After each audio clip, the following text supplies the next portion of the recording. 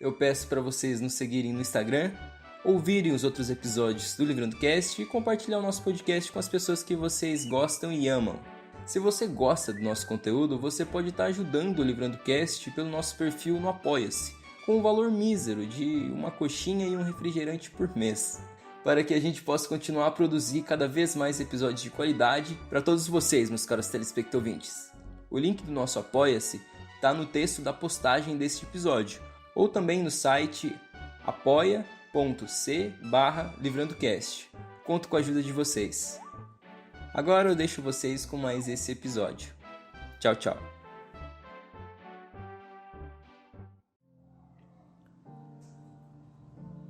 Bom dia, boa tarde, boa noite, boa manhã, boa madrugada, enfim, saudações para vocês, meus caros telespectouvintes.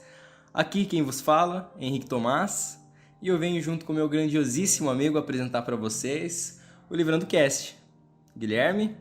Olá a todos, eu sou o Guilherme e hoje aqui novamente vamos trazer para vocês mais um grande livro. Um livro, como eu sempre digo, é aquele livro que todo leitor tem que colocar no seu repertório. E a gente vai, digamos que, destrinchar o livro daquela maneira que vocês já estão acostumados. Vamos abordar tópicos, aqui no caso o livro se divide em 13 capítulos, vamos abordar os capítulos, né? E, claro, tá abordando ali os principais pontos e trazendo para vocês as melhores informações com os nossos comentários, claro. Mas de forma sempre dinâmica, leve, para não ser aquela coisa pesada, maçante e chata. E que você possa absorver jogando videogame, lavando uma louça, sei lá, cavando um poço, fazendo qualquer coisa. Mas então, meu amigo, que livro que a gente vai falar hoje? Hoje a gente vai falar sobre A Arte da Guerra, né, escrita por Sun Tzu. Ele foi um livro que foi escrito no século IV. Né? A gente vai falar melhor sobre ele, mas como eu disse, é aquele livro que todo leitor tem que ter lido um dia. É aquele livro em que você pode pegar e adaptar e acabar utilizando em várias áreas, tanto do conhecimento, tanto colocando na prática mesmo, no meio empresarial, em diversas áreas. Na vida pessoal, sei lá se existe a palavra relacional, provavelmente não, mas enfim. Em qualquer tipo de área da vida, esse livro é bem-vindo, utilizando ele, obviamente, para o bem, é claro. Porque muitos dos conceitos que a gente vai abordar aqui são conceitos realmente muito iluminadores, do ponto de vista estratégico. E a gente gosta de ressaltar que sejam utilizados somente para o bem, né? Porque se a gente fazer o bem ao próximo, fazer o bem, utilizar isso para o bem, vai ser positivo para uma grande parcela de pessoas. No entanto, se a pessoa utilizar para o mal, isso não vai ser legal. Eu fiz até uma rima que não foi proposital. Ixi, saiu de novo, desculpa. É isso aí, cara. A estratégia, enfim, né? A estratégia ela pode ser usada para diversas coisas. A única coisa que pode diferenciar é quem vai estar utilizando, né? Sim, é a mesma coisa, por exemplo, da faca, né? A gente já gravou esse podcast, a gente vai falar disso, a gente vai reclamar um pouco para vocês mais pra frente, mas eu disse no episódio que a gente gravou esse daqui. E é a mesma coisa da faca, né? A faca pode ser um objeto de utensílio básico para você passar a manteiga no pão, como pode ser, sabe, a peça-chave de um assassinato. Então depende muito de quem usa, assim como o Guilherme disse. E falando a respeito do podcast que a gente gravou, a gente fica gravando 3 horas de conteúdo. E isso é meio cansativo, certo? Mas enfim, a gente gosta de fazer isso. E aí, mas o que aconteceu? Aconteceu algum tipo de problema, alguma coisa assim enquanto a gente gravava e o áudio, sei lá, saiu meio que prejudicado. Eu não sei, em alguns celulares saiu prejudicado, em outros não, e eu não consigo entender o porquê. Mas, enfim, saiu prejudicado, foi o que alguns telespectouvintes nos disseram. Mas, enfim, a gente vai regravar ele, obviamente acrescentando novas informações, acrescentando novos comentários, fazendo o melhor que a gente tem a oferecer nesse remaster desse episódio. Então, sem mais delongas, eu passo a palavra pro meu grandiosíssimo amigo Guilherme para ele falar mais alguma coisinha e a gente já vem com a vinheta pra gente iniciar essa grande jornada nesse livro absurdamente rico em conteúdo estratégico. Então, Guilherme... É um livro extremamente importante, um livro que tem muita história, né? Se você parar para pensar desde o momento em que ele foi escrito, né, como eu disse antes, do século IV a.C., até o momento atual, muita coisa aconteceu, né, cara? E se você parar para pensar também, né, é claro, muitas guerras, né, a humanidade, querendo ou não, ela é construída por guerras, mas muitas dessas guerras também, sem dúvida nenhuma, acabaram que utilizando algumas dessas estratégias. Às vezes indiretamente, mas acabaram utilizando de alguma forma. O livro, então, ele vai mostrar ali conceitos estratégicos que você pode estar utilizando em várias áreas, tanto no meio empresarial como até, por exemplo, sei lá, num campo de batalha. É claro, você utiliza o conhecimento, mas você pode adaptá-lo também de alguma forma. E para você conhecer melhor os seus liderados e traçar um perfil para eles. Traçando esse perfil, você consegue, né, obviamente, você conhece melhor eles e você vai saber como lidar com cada problema ali na sua organização, que inevitavelmente vai aparecer um dia ou outro.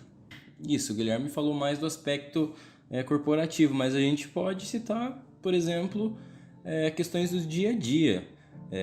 Muitas vezes a gente tem um objetivo pessoal, alguma meta, alguma coisa assim. Nessa meta pessoal sua, você precisa de pessoas para alcançar elas. E utilizando esses conceitos estratégicos, porque pessoa é um fator extremamente variável. Então, utilizando dessas estratégias, você consegue entender mais esse fator variável, esses fatores variáveis que constituem o ser humano, para poder ter mais chances de alcançar o seu objetivo, a sua meta, qualquer coisa assim, seja uma coisa simples do cotidiano ou até mesmo o seu grande sonho, sua grande aspiração, aquilo que você realmente deseja para a sua vida. Então ele é um livro bastante interessante nesse sentido, porque ele traz bastante conceitos estratégicos para obter resultados em diversas empreitadas da nossa vida. E brincando, a gente pode falar desde uma partidinha de dama, de xadrez, até tipo guerra entre empresas, que de verdade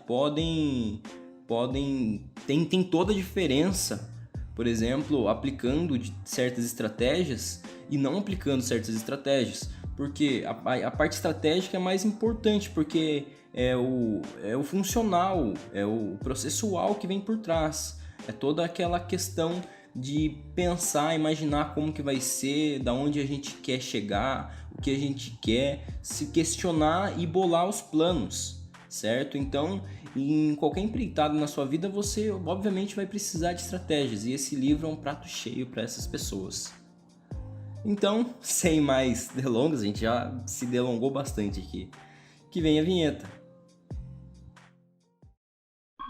Livrando Cast, o meu, o seu, o nosso podcast de conhecimento.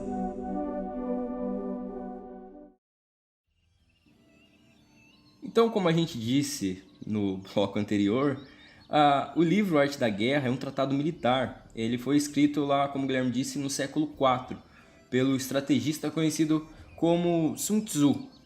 Mas talvez seja um pseudonome, alguma coisa assim. O Guilherme vai falar um pouco mais disso à frente, falar especificamente do Sun Tzu. O tratado ele é composto por 13 capítulos, assim como o Guilherme citou. São divididinhos, bem bonitinhos em 13 capítulos. E é interessante, uma curiosidade, é que se vocês forem a gente fazendo a pesquisa, obviamente a gente entrou na Wikipédia e em vários outros sites para ter mais base, além de ler o livro, obviamente. Mas a gente viu que o livro, esses tratados, esses capítulos, estavam escritos em pedaço de madeira, velho. E tipo, mano, isso é muito sensacional, velho. Que esse tipo de conhecimento, ele atravessou gerações e gerações dessa forma. E você consegue perceber o quão antigo é, pela forma, a grafia, o jeito de se construir a peça. Obviamente hoje a gente tem vários exemplares, desde livros de bolso até edições mais premiums, digamos assim. Mas é um livro que passou gerações e mais gerações aí, e do jeito que ele foi escrito você consegue ver claramente que é um negócio muito antigo, é um negócio milenar aí. Não, milenar não. É um negócio de vários e vários séculos. É um conhecimento que não envelheceu, né, cara? É um conhecimento que ao longo do tempo mostra a sua importância aí para a humanidade, né? E é um interessante, né, cara? Porque ele escreveu aquilo dali, né, para uma situação de conflito, né? Para uma situação em que você... Só que querendo ou não, essa situação de conflito mostra que você precisa administrar pessoas, né, cara? Imagine que você, sei lá, general de um exército, né, comandante de um exército, e você ter que administrar pessoas, você ter que lidar com diferentes personalidades, você ter que comandar pessoas. Então, aí vem a grande importância, né, do livro que Sun Tzu escreveu. Exato, e outra coisa também, não são só as pessoas, mas as variáveis também, porque as pessoas não são as únicas variáveis de um ambiente, por exemplo, como uma guerra. Digamos que existem muitas outras variáveis, como por exemplo o terreno, o tempo, tanto o tempo climático quanto o tempo do relógio. Suprimento. O tempo cronológico. Suprimentos. Existem diversos outros fatores que o livro ele obriga a gente a pensar. Ele fala, mano, você precisa pensar nisso, você precisa pensar nas diversas coisas que podem acontecer em diversos cenários possíveis, e você está preparado para cada um deles, e você saber o que você vai fazer. Então isso é bastante interessante, é focado bastante nessa parte de estratégia, de pensar mesmo, de colocar a cuca para funcionar, para poder vencer a batalha antes de iniciá-la. Sun Tzu foi um general, estrategista e filósofo chinês, e principal nome relacionado à escola militar de filosofia chinesa, né? Então, a autoria do livro ela é dada por Sun Tzu, mas alguns historiadores duvidam dessa autoria. Não que duvidam, mas ainda faltam, digamos, provas, né, para colocar como Sun Tzu o autor dessa obra. Então, às vezes um historiador diz que foi um determinado fulano, outro historiador diz que realmente foi Sun Tzu, mas Sun Tzu realmente foi um general, e essa obra, de fato, é dada por autoria a ele, entendeu? Só que, querendo ou não, ainda faltam provas para de fato colocá-lo como autor do livro, né? Então, né, voltando aqui, né, ele foi um general, estrategista e filósofo chinês, e é um dos principais nomes da filosofia chinesa. Então, como a gente já disse, a arte da guerra é composta por 13 capítulos, né? E nesses 13 capítulos, ali ele fala, né, sobre diversas coisas, tanto de como você tratar, por exemplo, um espião, né? A gente indica realmente que você pegue e leia o livro, porque, querendo ou não, né, a gente tenta passar aqui a informação da melhor forma possível, mas querendo ou não, você próprio lendo o livro é uma experiência totalmente diferente. Então, voltando para o Sun Tzu, foi uma figura histórica cuja existência é questionada por vários historiadores, né, como eu disse antes. Seu nome de nascimento era Sun Yu, sendo Su o seu sobrenome e Tzu o título que significa mestre. Grandes líderes utilizaram da arte da guerra como um recurso, né, como uma fonte de conhecimento. Entre eles, de Napoleão até Mao Tse-tung. Mao Tse-tung. A arte da guerra ela é datada do período do Reino dos Combatentes. Baseado nas descrições da guerra desse livro e pela semelhança na forma de redação do texto e com os trabalhos feitos no início do período dos reinos combatentes. Então, como a gente vem dizendo, é um conhecimento já muito antigo, entendeu? E, como eu disse também antes, é um conhecimento que você, sem dúvida, pode adaptar em qualquer área da sua vida, né? Tanto no meio corporativo ou como, por exemplo, no seu próprio dia a dia. O livro ele passa, né, Sun Tzu, ele tenta passar através do livro e é algo que com certeza ele consegue, a ideia de extrema organização, né? De que um ambiente bem organizado, de que um ambiente sem vestígio, né? Que no livro ali ele fala, né, de que uma tropa não deve deixar sujeira, né, pro inimigo. Diz que um ambiente limpo é com certeza um ambiente onde o progresso vai estar. Sempre ter o controle da situação, ter tudo na coleirinha ali, entendeu? Mesmo quando não se há controle da situação por completo, mas pelo menos saber como agir para você pelo menos ter controle sobre você, sobre aos que você lidera, sobre ao seu objetivo, ao seu sonho, enfim, ter controle pelo menos de algo que vai até o seu domínio, em certas situações onde não dá para ter o total controle. E como o Guilherme disse, pode ser usado desde o mundo dos negócios para conquistar pessoas, seja, sei lá, uma namorada, namorado, marido, marida, enfim. A gente pode utilizar também nesse âmbito, a gente pode utilizar na questão de análise de mercado, questão, por exemplo, de empresas, mega empresas, por exemplo, que precisam analisar o mercado antes de tomar qualquer decisão.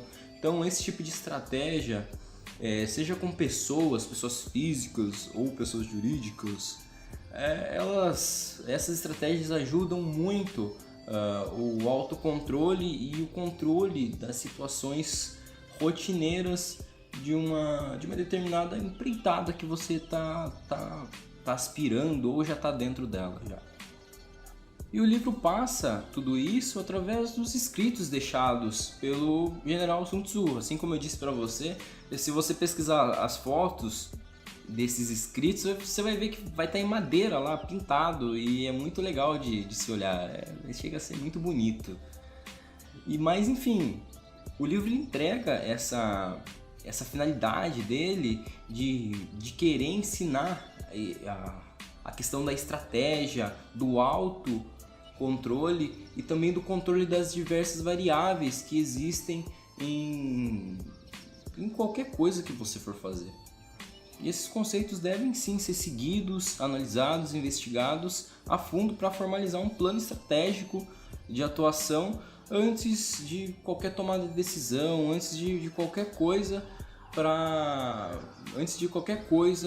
em um determinado investimento que você vai fazer, seja investimento em dinheiro propriamente dito ou investimento de tempo, investimento emocional, investimento psicológico, enfim, tudo é uma questão de recursos e como você aloca esses recursos, sejam táteis ou não, sejam físicos ou não. E o livro diz ali também que situações adversas podem aparecer a qualquer momento, né? Na sua empreitada, situações adversas podem aparecer a qualquer momento e você pode não estar esperando. Mas tudo vai depender da forma que você vai saber lidar com isso. Então o sucesso ali de sua empreitada vai depender da forma que você vai lidar, né? Como você vai empregar os seus recursos ali, como o Henrique disse. Então ali, Sun Tzu, ele tenta priorizar, na verdade ele busca, né? Ele prioriza o conhecimento, né? A forma com que você vai administrar esses seus recursos. Então você realocar esses seus recursos ali nas devidas áreas, né? Nas áreas corretas, faz toda a diferença. Sim, faz toda a diferença, faz com que você coloque esses seus recursos, né? Com que você empregue eles da forma correta, com que não haja desperdício, né? Exato, não haja desperdício, haja uma maior eficácia, uma maior efetividade no seu objetivo.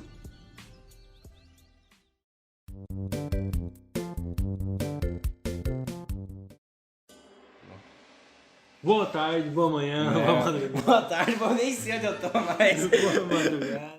4 horas da manhã. E eu tô aqui acordado no Rebite no Iron Maiden. Sun Tzu coloca 5 fatores para você ter sucesso na guerra, né? Então ele vai tentar colocar ali, digamos, 5 passos ali, né, para você ter sucesso em alguma empreitada. Tenta simplificar todo o processo. Sim. O primeiro desses fatores é a doutrina, né? Então, digamos que a forma como os seus liderados se comportam é uma forma muito importante, né? E é essa forma, né? Ou digamos que a forma que você treina eles, que é o que vai ditar se você vai ter sucesso ou não ali em uma determinada ideia, em uma determinada empreitada ali que você esteja querendo se aventurar. O segundo é o tempo. Então, Sun Tzu, no livro todo, ele diz que você saber utilizar o tempo é algo muito importante. Claro, né? Porque ali, né? Sun Tzu, ele coloca tudo isso ali, digamos que num ambiente de guerra, né, cara? Num ambiente de conflito. Exato. Mas, como eu disse, a gente pode adaptar. Sim, a gente pode adaptar. E essa palavra, adaptar, é uma palavra que diz bem o que é o livro, né? É um livro que, querendo ou não, ele foi sendo adaptado ao longo do tempo e é por isso aí que o livro aí já está, né, há mais de 2000 anos já escrito aí. É um livro de extrema importância, tanto para a área da administração, tanto para a área pessoal, enfim, a área pessoal como um todo. Então, você saber administrar esse seu tempo também vai dizer como que você cuida dos seus recursos, né, do que você tem ali à sua disposição. O terceiro desses 5 fatores ali que eu disse é o terreno. Então, você, digamos ali, que conhecer ali os seus adversários, né, conhecer ali qual que é a sua área de atuação, o que pode ser um fator agravante, o que pode complicar, o que pode, enfim, te trazer prejuízos, é algo extremamente importante para que no final ali da sua caminhada você consiga atingir o sucesso, né? Então, Sun Tzu, durante todo o livro, ele deixa isso bem claro também, né? Que você deve, sem dúvida nenhuma, planejar, né? Que você deve planejar, organizar e executar. O quarto desses 5 fatores seria o mando. O mando, na questão do livro, seria você ter o controle, né? Mas você tendo o controle ali do seu exército ali, né, no cenário que o livro coloca, né, quando você controla o seu exército, questão mais de autoridade, de liderança, mais essa figura que gera autoridade nas pessoas. Sim. E é interessante porque Sun Tzu, ele coloca esse mando como você também controlar o exército inimigo, né? Como você também ditar os passos dele, né? Então, seria você fazer uma movimentação prevendo que o exército inimigo, né, que o seu adversário vá ter uma determinada reação e vai ter uma determinada movimentação ali em cima, né? Então, seria você realmente, né, controlá-lo, você tê-lo nas suas mãos. E o quinto seria a disciplina, né, cara? O quão importante não é a disciplina, né? Quem somos nós sem a disciplina? Em qualquer área, tanto administração, estudo, qualquer coisa, se você Trabalho. não tiver, sim, se você não tiver ali uma disciplina nos seus estudos, se você não tiver um cronograma, se você não saber quais matérias você vai estudar diariamente, isso aí é algo que pode te prejudicar. Então a disciplina é algo, digamos assim, um dos pilares de qualquer área que você queira obter sucesso. Indo nessa mesma pegada também, você já consegue entender o quão bom esse livro é para ambientes competitivos, ambientes que exigem que você esteja ali medindo forças, medindo habilidades com demais pessoas, com demais competidores. E também outra questão bastante interessante que o livro coloca é a questão de desestabilizar os oponentes através das ilusões. E tipo, mano, isso é muito legal, velho. Eu nunca tinha pensado nisso. Mas é uma coisa mais ou menos assim. Tipo, lendo o livro, eu vou fazer um comentário, mas primeiro eu prefiro ler o livro. O livro diz assim: quando és capaz de atacar, deves aparentar incapacidade. E quando as tropas se movem, você deve aparentar inatividade.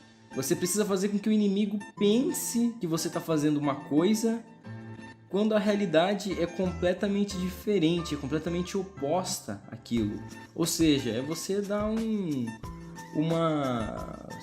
genjutsu aí, Naruto, saiu essa referência, mas seria mais ou menos você colocar a pessoa numa espécie de ilusão mesmo, porque ela vai achar que a piscina é de uma certa altura, só que quando ela for entrar na piscina, a piscina é muito mais funda do que ela acha. Ou seja, ela ali teve uma questão de ilusão, ela achou que era uma coisa, mas na realidade era algo totalmente diferente.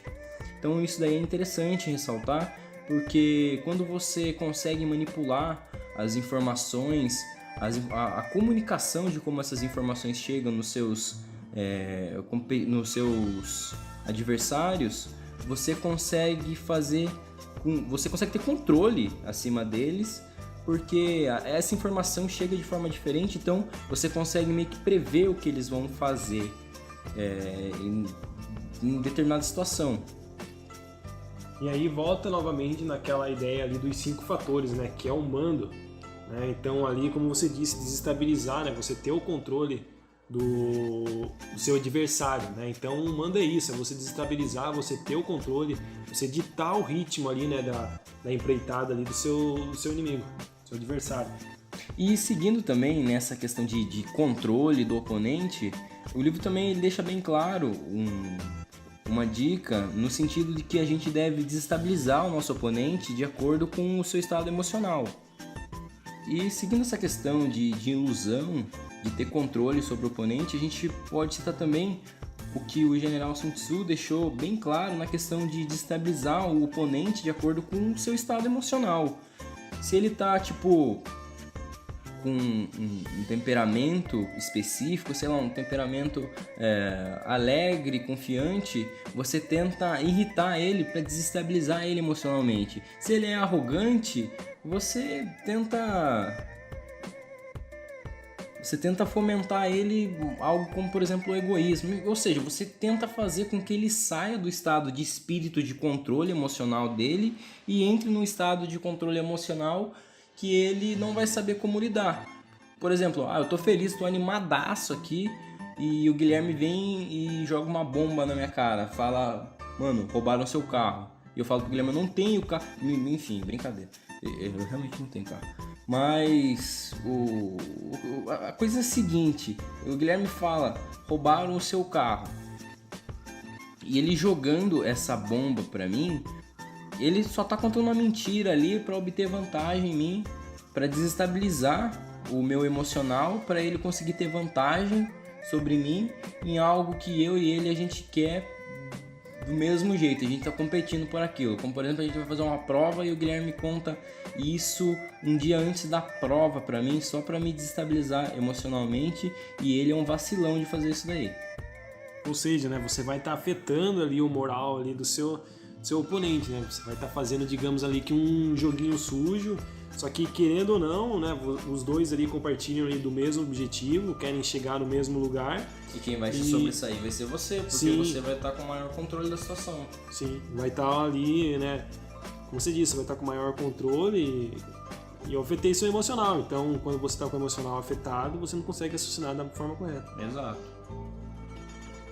E ainda seguindo nessa mesma linha de oponente, a gente pode citar também, nesse primeiro capítulo, a questão de surpreender o oponente e atacar quando ele não está preparado para um ataque.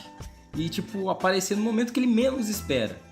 Então, isso é surpresa, isso é questão de gerar uma surpresa. E vai ser uma surpresa legal para ele, obviamente. Mas colocamos um exemplo de empresa aí.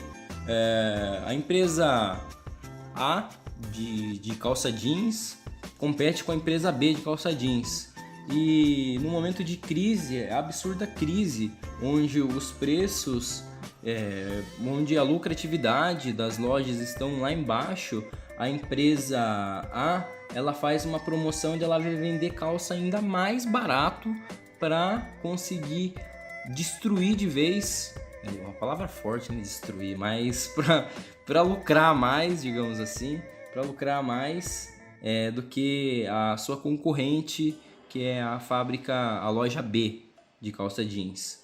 Então ela joga ali no momento de crise, no momento onde a empresa B não esperava que ela ia fazer isso, ela joga essa bomba para ela e ataca ela de surpresa. E a empresa B vai ter problemas para poder lidar com essa nova realidade que a empresa A impôs a eles.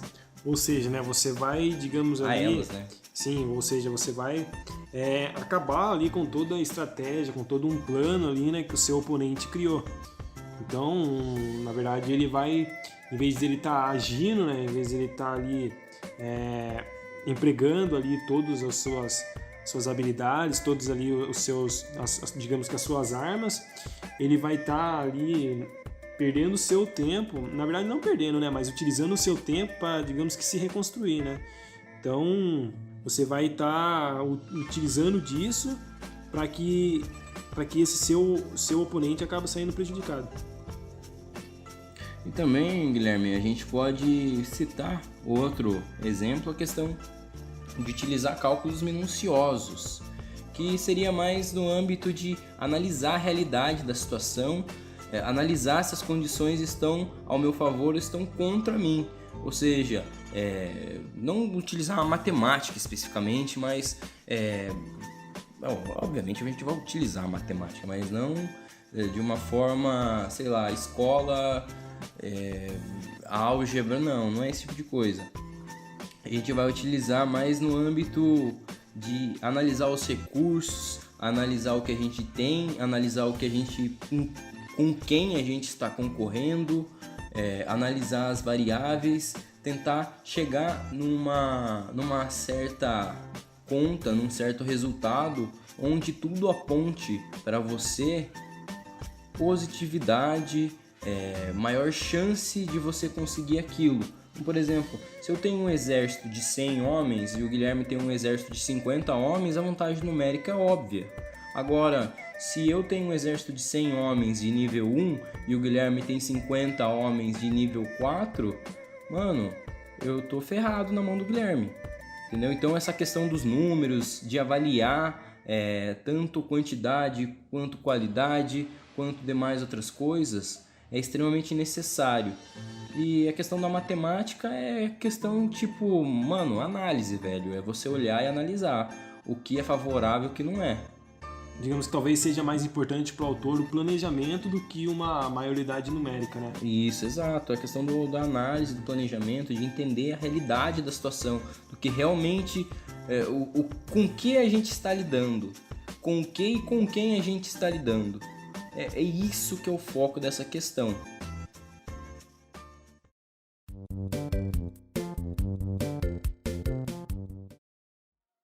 Pulando para o segundo capítulo, um fator importante que o autor coloca é recompensar os seus soldados ali pelo esforço que eles fizeram. Então, com certeza, né, eu acho que em qualquer ambiente, você trabalhar com pessoas motivadas é algo extremamente importante, né? Imagine você ali numa empresa, tá trabalhando ali, tá convivendo diariamente com pessoas extremamente desmotivadas, com pessoas que, digamos ali, que não querem ver o sucesso da empresa, né? Que só querem ali olhar para o próprio umbigo ali, ganhar o dia e no final do mês ter ali o dinheirinho, né? É um pensamento que infelizmente muita gente tem, só que querendo ou não é um pensamento errado, é um pensamento que, digamos que não engrandece o coletivo, né? E então é isso que o autor aborda, né? Ele aborda ali, né, colocando ali no cenário, né, descrito ali pelo autor, ele diz que recompensar os soldados com itens conquistados do oponente pode gerar uma motivação própria nos soldados. O que isso quer dizer? Então, digamos assim, que você estabelece uma meta e aqueles seus funcionários ou seus colaboradores querem atingir aquela meta, né? Mas o que você vai entregar para eles depois que eles atingirem? Então é isso que Sun Tzu diz no livro. Diz que os seus colaboradores, né, as pessoas que estarão ali do seu lado, devem a todo momento estar motivadas, né? Porque, querendo ou não, ali voltando novamente ali no contexto do livro, o moral é algo muito importante para a tropa, né? Pessoas ali, homens sem o moral, são, digamos ali, que só pessoas andando ali no campo, sem nenhuma motivação, sem nenhum objetivo E digamos ali que sem enxergar ali um final no caminho, né? Sem enxergar uma luz no fim do túnel. Exato. Eu também, outra coisa também, Guilherme, que você falando me veio à cabeça, é que cada pessoa também tem o seu tipo de motivação, não é mesmo?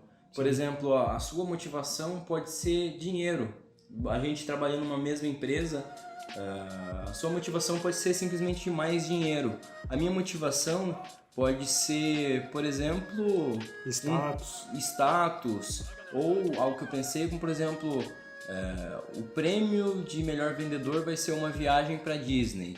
Para mim pode ser uma mega motivação, mas para você pode não ser, porque para você pode ser, sei lá, algo supérfluo, ou que o dinheiro talvez seja um critério mais importante para você. Então, essa questão da motivação, por isso que você precisa conhecer as pessoas com quem você está trabalhando, as pessoas com quem você está lidando.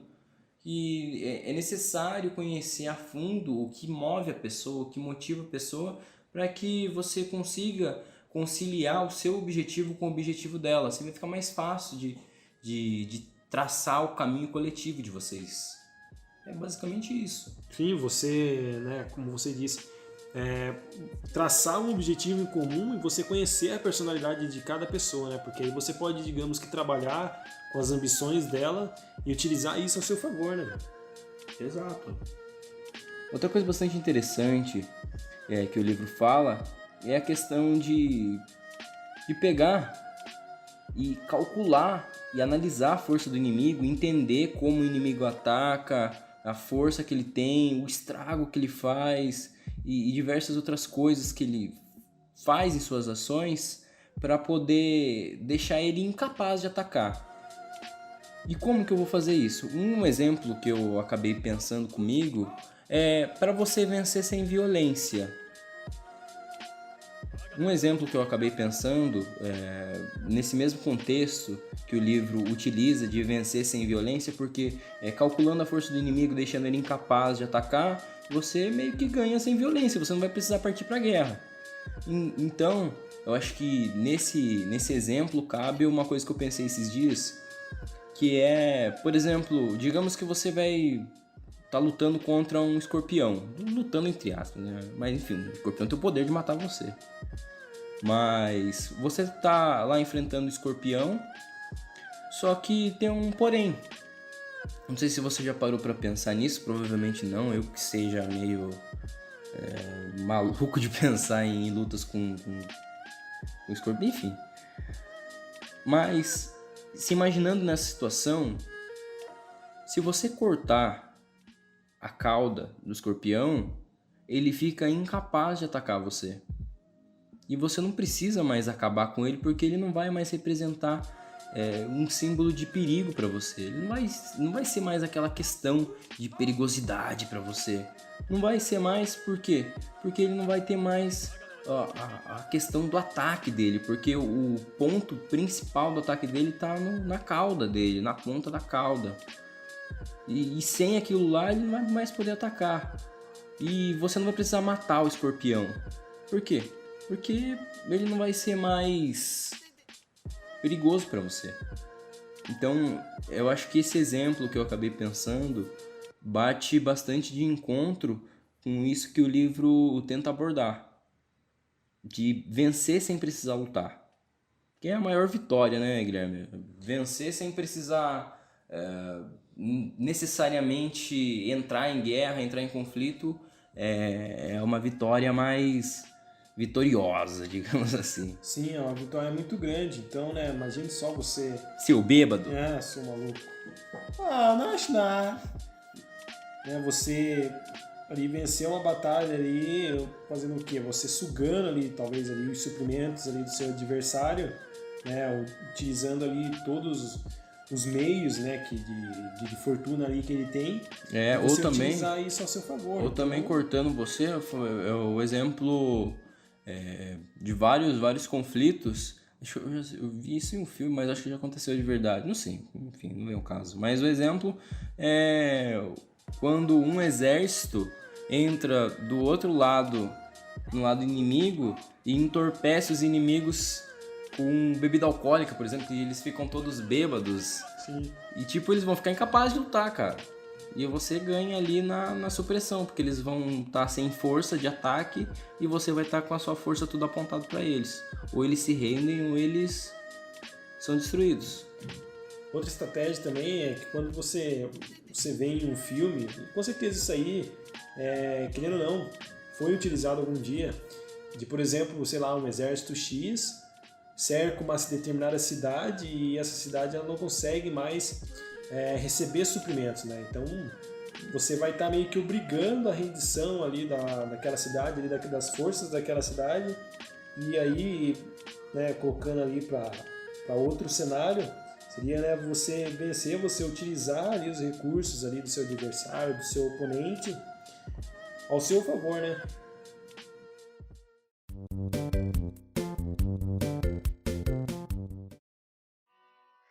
E dando mais uma palhinha naquela questão de analisar a situação, ele também foca nessa questão de analisar o pré-combate, observar se os pontos positivos e negativos entre você e o seu oponente se equivalem, mesmo sendo diferentes em aspectos gerais. Como eu disse, como eu citei o exemplo lá do meu exército contra o exército do Guilherme. Eu tenho um exército de 100 guerreiros em nível 1, e o Guilherme tem 50 guerreiros em nível 4. Então eu preciso fazer com que esses números eles se igualem em questão de efetividade, eficácia, digamos assim. Então nessa questão de entender se o meu exército está equivalendo o mesmo que o exército do Guilherme, a gente pode pensar da seguinte forma. O Guilherme tem um exército de 50 guerreiros de nível 4. Aí, para ter uma equivalência em questão de efetividade, eficácia, para cada 4 guerreiros meus, tem um guerreiro do Guilherme. Então, utilizando essa questão da equivalência, eu vou precisar de 200 guerreiros do nível 1 no meu exército para poder combater com o Guilherme numa força igual. Por quê? Porque o Guilherme tem guerreiros de nível 4, eu tenho guerreiros de nível 1, então eu preciso de um maior número para acabar com os guerreiros do Guilherme. E um número maior que se venha a equivaler ao mesmo que o número que o Guilherme tem, porque se o Guilherme tem guerreiros nível 4, vai começar a parte complicada, a parte da matemática. Se o Guilherme tem guerreiros nível 4 e eu tenho guerreiros de nível 1, eu preciso de 4 dos meus guerreiros para vencer um guerreiro do Guilherme. Então eu preciso, para cada um guerreiro do Guilherme, eu preciso de 4 guerreiros meus. Então, se o Guilherme tem 50, 50 vezes 4 é 200. E tomara que não tenha ficado confuso isso. Mas é basicamente isso. Bom, pegue aí o seu papel, a sua caneta e comece a anotar tudo aí, porque, bom, você vai entender. Mas enfim. Você vai passar na prova, de primeira. Para o livro, triunfam aqueles que sabem lutar e quando não. Ou seja, não adianta você, digamos ali, estar sempre agressivo, né? Tá sempre ali esperando. Sangue nos olhos. Sim, sangue nos olhos e tá esperando ali para você agir. Você também tem que saber o momento de que você vai agir e o momento que você não vai agir. Porque se você agir no momento errado, você pode estar perdendo os seus recursos, né? Você vai ali desperdiçar ali, digamos que a sua energia, os seus recursos. Você pode até também ali, falando de novo naquela questão de moral, você pode estar afetando ali o moral das pessoas que vão estar junto com você. Porque imagine, se você age em um determinado momento, só que esse momento não é, digamos ali, que o momento momento mais próprio, como disse aí o meu grandioso amigo Henrique, o momento mais certo de você estar agindo, você vai estar ali desperdiçando recursos, você vai estar desperdiçando energia, e a chance de você, digamos, quebrar a cara, você obter o fracasso ali, é uma chance muito grande. Por quê? Porque você, obviamente, agiu no momento errado. Você vai ser eu não vou falar burro, né? Mas você vai ser você vai se sentir um merda, vai. Lógico. Você vai se sentir... fracassado.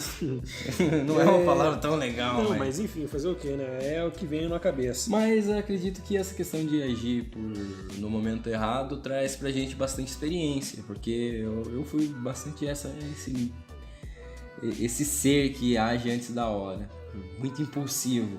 E já quebrei a cara diversas vezes, e cada vez mais que a gente quebra a cara, a gente vai ganhando mais experiência, vai ganhando mais perspectiva das coisas. Então eu acho bastante válido quebrar a cara algumas vezes, se for no benefício para você ficar mais cascudo, digamos assim, mais antifrágil. Sim, experiência sempre é válida. Você saber discernir quando utilizar muitas ou poucas tropas, né? Então, digamos ali que você saber ali controlar, né? Você saber colocar a quantidade exata de recursos ou de mão de obra em uma determinada área é extremamente importante, né? Porque senão você vai estar ali, digamos que causando uma fadiga totalmente desnecessária, né? E você pode, digamos ali, estar utilizando aquele recurso que você utilizou em um determinado lugar, você pode colocar ele em outro. Então, você vai estar desperdiçando recurso, né, cara? Sim, vai estar jogando fora. E recurso é dinheiro. Tempo é dinheiro, né, amigo? Tempo é dinheiro. Mas tempo nada mais é do que um recurso também, então, pra todos os efeitos, você tá certo. Sim.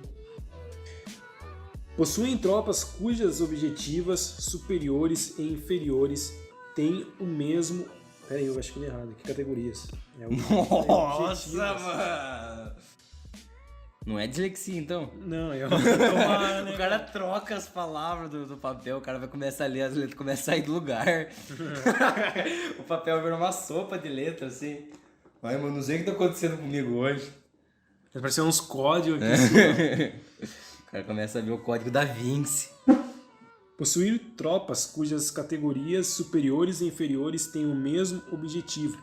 Ou seja, digamos ali...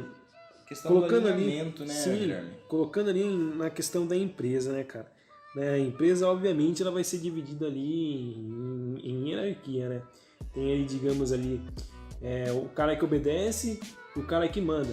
Só que, é óbvio, dentro de uma instituição, tem que todo mundo estar com o mesmo objetivo, né? Tem que, a partir do momento que você entra na empresa, ali ou sei lá, numa ONG, por exemplo, tem que todo mundo estar com o mesmo objetivo, tem que todo mundo pensar no coletivo, porque sim, isso é que é o grupo, né, cara? É o coletivo. Exato, tá alinhado, né? Putz, eu tenho um grupo, se eu tenho uma equipe, mesmo que seja num setor, por exemplo, uma coisa mais nichada dentro da empresa, seja mais uma parte, por exemplo, o meu setor é o setor financeiro e a gente tá focado, o nosso setor específico está focado em fazer uma economia de gastos. Se a gente fizer essa economia de gastos, a gente vai ganhar, sei lá, uma viagem para Disney. Eu tô querendo muito, mas enfim. A gente trabalhou ali, na verdade, o termo grupo, né? Mas eu acho que o grupo não seria, assim, digamos que o mais interessante para definir a coletividade. Eu acho que o interessante para definir ali a coletividade, o pensamento coletivo, seria você trabalhar com a palavra equipe, né, cara? Porque a equipe, né, seria um grupo de pessoas ali, 5, 6, 7 pessoas, pensando, 8, 9, 10, né, 20. Tendo ali o pensamento coletivo, né? Pensando ali, todo mundo pensando como um todo, né? Agora o grupo não, o grupo seria várias pessoas ali pensando no individual, né? Pensando ali no enriquecimento individual. Perfeito, um filósofo dos tempos modernos. Com certeza. Mas focando nessa questão mesmo, também tem aquela outra questão da motivação, né? Todo mundo tá alinhado com o mesmo objetivo, podendo ser diferentes motivações, mas motivações que apontam para o mesmo objetivo. Então essa questão do alinhamento é realmente muito importante, tá alinhado com a sua equipe.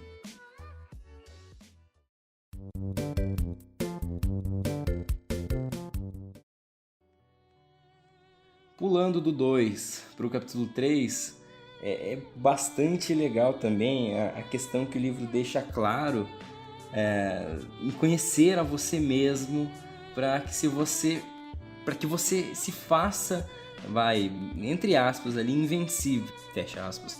Mas essa questão da invencibilidade nada mais é do que olhar para você e observar quais são os seus pontos fracos e corrigi-los para que você não sofra ataques nesses pontos fracos.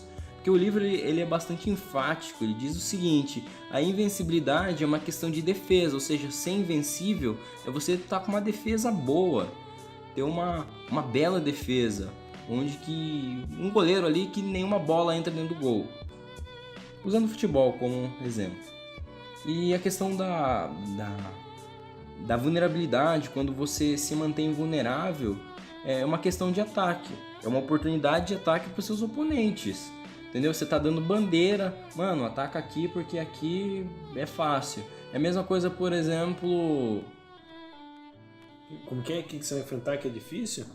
É tipo, tem alguma coisa, tem um exemplo que eu quero citar, mas eu não tô lembrando, que tipo, de ponto fraco.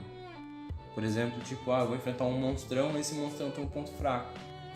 É tipo jogando videogame antigo. Não sei se vocês já jogaram, obviamente já, né? Mas jogando alguns jogos antigos, a gente tem aqueles monstrões onde a gente precisa matar eles, vencer eles de alguma forma, e eles têm apenas um ponto fraco, e é nesse ponto fraco que você precisa focar. E basicamente essa questão tem a ver com você. Você precisa se conhecer a você para entender quais são os seus pontos fracos, para que as outras pessoas, os seus concorrentes, eles não utilizem dos seus pontos fracos para poder atacar você, que você tem uma ótima defesa. E até agora todas essas questões que a gente trouxe de estratégia levam para um objetivo comum, que é um exército vitorioso. Ele ganha primeiro e inicia a batalha depois. Ou seja, ele coloca tudo na ponta do lápis, na questão da estratégia, na questão do planejamento, ganha primeiro no planejamento, na estratégia, para depois, e só depois, iniciar a batalha de verdade ali, sangue, luta e glórias e muito filme chinês. E citando essa questão do planejamento, as regras militares que o livro cita são 5, que são as seguintes: a medição, para você medir, entender o quanto medição vem de valor, de medição mesmo, de medir, não sendo redundante, mas vem essa questão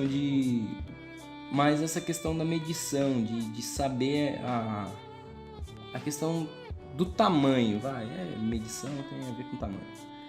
E a valoração é dar um valor àquilo, quanto aquilo realmente vale. Ou seja, eu tenho 100 quilos de ouro. Essa é a medição dos meus quilos de ouro. Não que eu tenha, obviamente. Ainda não tenho. Seria bom, né? Seria ótimo. Ter um carro, um Mustang de ouro, completamente de ouro, seria fantástico. Mas eu tendo esse 100 quilos de ouro, é a medição, é o quanto eu tenho. E tem a valoração, que é o quanto ele realmente vale, certo? Que é a segunda regra militar. Entender quanto vale. Eu tenho 100 soldados e eu quero entender quanto esses soldados valem. Eu tenho 25 soldados de nível 1, 25 de nível 2, 25 de nível 3 e 25 de nível 4. Então eu tenho mais essa questão da valoração. A próxima regra militar é a questão do cálculo, que é entender como esses valores eles se interligam, como eles se alteram, como eles se variam entre si. E depois vem a comparação, que é você pegar e comparar com o adversário, você olhar e entender se o meu exército está mais propenso a ganhar ou se o exército do meu adversário está mais propenso a ganhar. E essa questão da comparação, ali você vai comparar o seu exército com o exército do seu oponente para ver qual tem mais chance de vitória. E seguindo a última regra militar, inicia a vitória. A vitória nada mais é do que você entrar para lutar e já sair vitorioso, porque você já mediu, viu o seu exército, viu que tem 100 guerreiros, a valoração deu o valor para eles. Meu exército ele tem 4 divisões de nível 1, de nível 2, de nível 3, de nível 4, fez o cálculo, viu qual que é a sua força exata de ataque, força de defesa, e também a questão da comparação, de entender os valores do seu oponente e comparar com os seus para ver quem está mais propenso a levar a vitória. E depois, e só depois, iniciar a batalha e alcançar a vitória, porque os outros 4 passos já indicaram, se você não for um maluco suicida, que você entrando na batalha você vai obter a vitória. Se os resultados são positivos, é claro. Isso se você não for um maluco suicida. Isso aí possibilita com que você crie, né, estratégias, né? Você tendo ali, digamos que a mediação, a valoração, o cálculo, a comparação e a vitória, vai possibilitar com que você tenha, né, com que você crie estratégias. E criando essas estratégias você pode realocar os seus recursos da melhor forma possível, né, cara? Evitando desperdício, evitando ali com que você desperdice, digamos, a energia na forma errada e na hora errada. Evitando também questão de inutilidade, muitas vezes deixar recursos inúteis quando você poderia utilizar eles para alguma outra coisa. Por exemplo, um funcionário está trabalhando para mim num setor, mas lá ele não faz nada, mas ele poderia ser eficaz para mim em outro setor, então eu estou pagando dinheiro para ele está sendo inutilizável.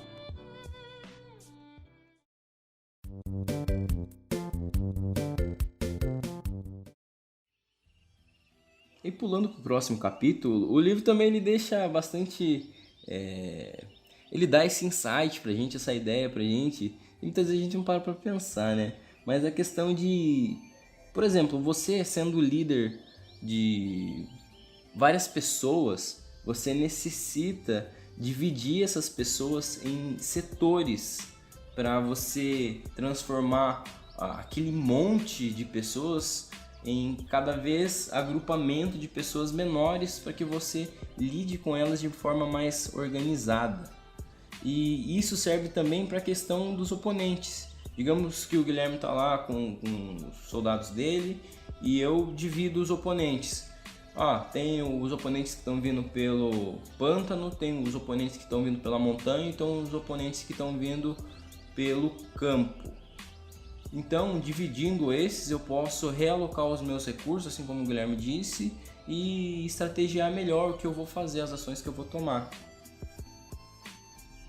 E outra coisa também, nessa questão de controle e tudo mais, citando aquilo do começo do episódio que a gente disse, se você quer demonstrar alguma coisa ao seu adversário, colocar ele numa ilusão, você precisa ser mestre naquilo antes de se fazer. Como por exemplo, eu quero mostrar para o Guilherme que o meu exército ele tá confuso, ele tá lutando entre si. Para eu mostrar isso para ele, o meu exército ele precisa estar em uma sincronia perfeita, absolutamente perfeita, para nada sair fora do controle, para que essa minha encenação, porque vai ser uma encenação, seja perfeita para que ele acredite nisso e para que não ocorra imprevistos dentro do meu próprio planejamento que vão me ferrar de vez. Entendeu? Então, para eu demonstrar alguma coisa para o meu adversário, fazer com que ele entre numa ilusão, eu preciso que os meus próprios soldados estejam no nível de excelência dessa determinada ação. Disso que eu quero demonstrar. A minha equipe ela vai precisar estar muito bem treinada, né? Porque aí entra naquela questão de eu saber o momento exato de lutar, né?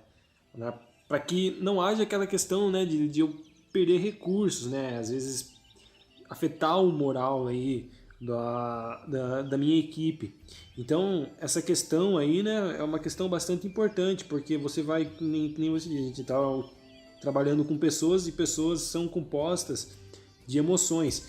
E o que vai determinar um determinado resultado é como que essa pessoa, né, vai estar ali emocionalmente. Então, você conhecer o seu adversário mostra que você está bem preparado. Aqueles que chegam primeiro no campo de batalha, eles evidentemente mostram um preparo maior. Ou seja, eles mostram que eles estudaram ali os seus movimentos, mostram em que enfim, houve um planejamento. Aqueles que iniciam a batalha, eles evidentemente vão se cansar mais rápido, né? Eles vão estar esgotados, eles vão se esgotar com mais facilidade. Então, a gente volta novamente naquela questão de você saber o momento certo de agir e, claro, como agir, né? Então, resumindo, né? Deixar o inimigo cansado, bastante cansado e atacar no momento certo. Na hora que ele já estiver esgotado ali, você ataca e você não vai ter tanto esforço assim para vencer. Sim.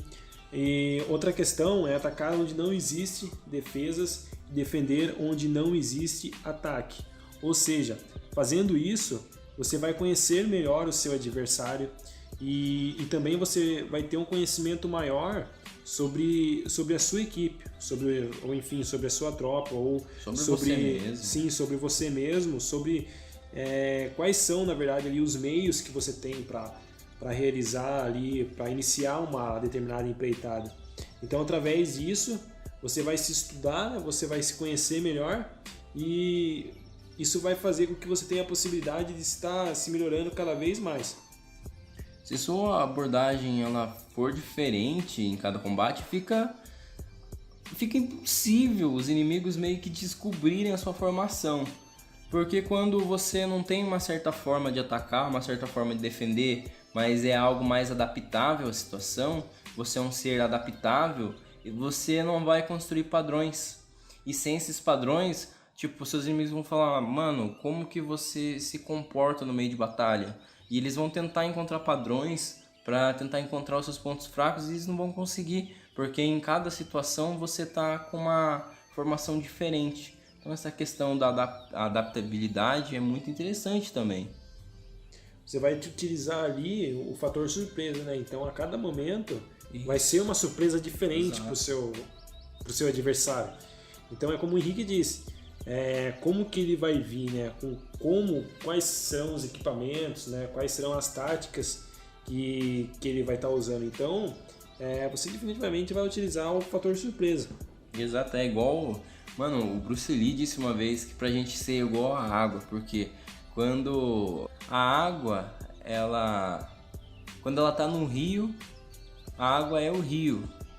E quando ela tá num copo, ela é o copo, ou seja, ela se meio que adapta à forma do ambiente que ela tá, porque o rio ele todo sinuoso, sem forma, e ela meio que fica sem forma também. Agora o copo ele tem a forma e ela ganha a forma do copo, ela se adapta em diferentes ambientes. Então você não consegue colocar um formato da água, por exemplo.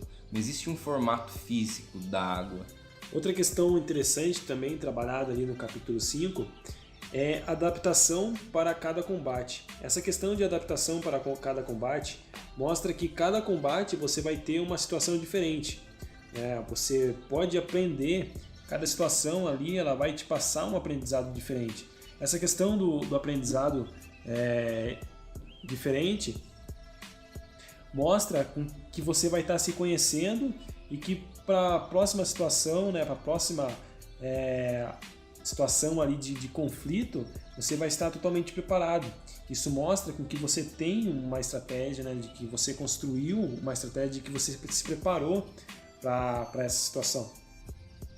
E seguindo também nessa linha dos oponentes, Guilherme, é sempre bom ressaltar essa parte do livro. Acho que a gente falou dessa parte no episódio passado, a gente vai falar de novo, que é a questão se o oponente realizar um movimento estranho, algo que você não espera, algo imprevisível, você precisa redobrar sua atenção para algum tipo de emboscada, algum tipo de surpresa, porque se eles fazem algo que não é esperado por você, que não foi planejado por você, mano, você precisa focar 2, 3, 4 vezes mais a sua atenção para que você não acabe levando prejuízos. Antes de você iniciar ali, digamos ali, que uma empreitada, uma nova caminhada, você tem que estar preparado para as adversidades, né? Porque nem sempre as coisas, naturalmente, né, cara? Nem sempre vai sair. As coisas vão sair como você está planejando e você tem que estar preparado para isso.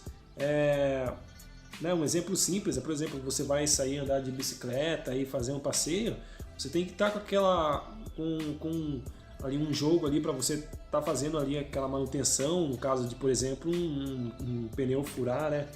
Ou sei lá, uma corrente estourar, você tem que estar preparado.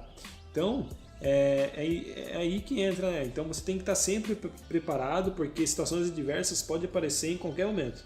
Sim, tá preparado pro inesperado. Você não sabe o que vai acontecer, mas você pode tentar imaginar o que talvez aconteça, e quando aconteça, você vai estar preparado para aquilo, né? Você vai estar precavido para aquilo. É melhor prevenir do que remediar, né? Então, essa questão de andar precavido seja bastante interessante.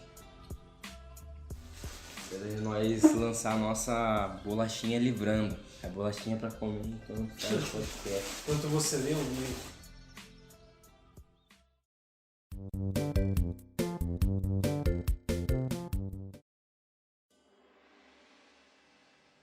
Um general, ele precisa conhecer o terreno e ser adaptável aos seus diferentes tipos.